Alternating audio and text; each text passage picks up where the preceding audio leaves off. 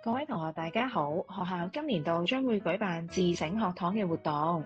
喺呢個活動入面，每位同學將會獲發小冊子一本。而全年呢，學校總共有10個花式會考核同學嘅。而自省學堂嘅活動將會分為3個階段。喺每個階段，學校都會上載示範短片。同學，你哋需要根據短片嘅內容喺屋企自行練習有關花式。成功咗之後呢，記得要請屋企人幫你拍攝低你嘅成果，然後將有關嘅短片上載去到 Note 嗰度。而且呢，你仲需要提交個學習冊俾你個科嘅體育老師，老師呢就會根據你嘅短片去為你進行評核啦。如果同學唔能夠將短片提交去到 Note 嗰度都唔緊要嘅，因為喺每一個階段嘅最後一個星期，我哋都會喺小息時段進行實體嘅挑戰站。到時同學可以攞埋你嘅學習冊落到嚟地下嗰度，將會有專人為你進行評核。當你成功考取到金銀或者銅章之後呢，你將會獲頒發證書1張同埋 Rainbow Coins 以示鼓勵嘅。事不宜遲，馬上嚟睇下第一個階段你哋要挑戰嘅花式啦。喺呢個階段，你哋要挑戰嘅花式有3個，分別係後繩、後繩開合跳同埋單腳跳。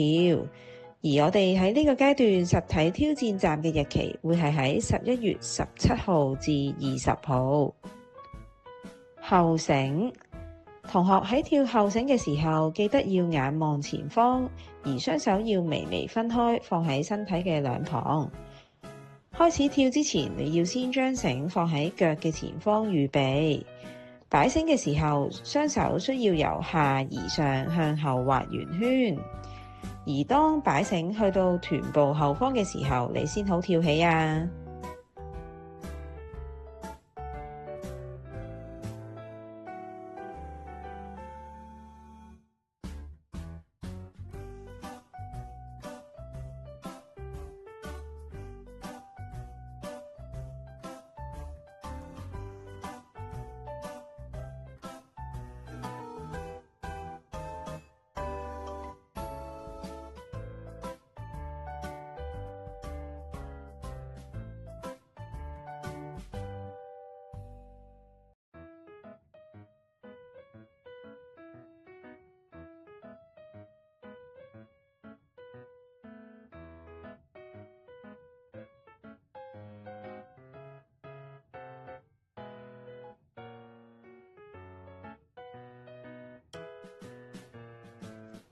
後繩開合跳，同跳後繩一樣，喺擺繩嘅時候，雙手需要由下而上向後畫圓圈咁樣擺繩。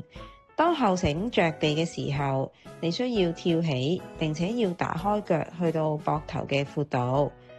再跳一下後繩嘅時候，先好再合埋雙腳。注意跳過繩之後，先好打開雙腳。同埋千祈唔好擺一下繩就同時完成開合腳啊！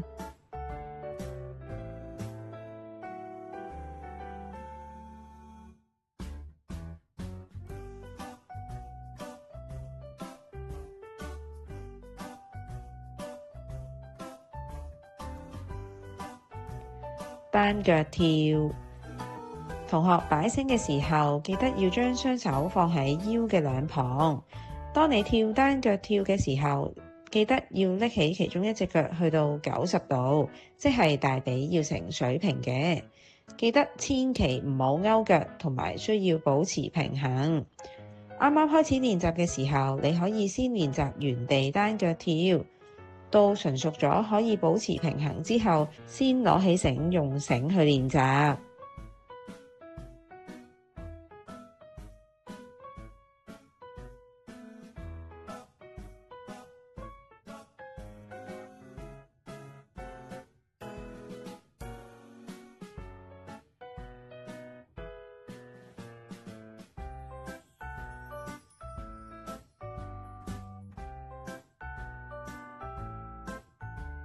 事不宜遲，馬上嚟開始練習啦！期待見到你嚟挑戰啦！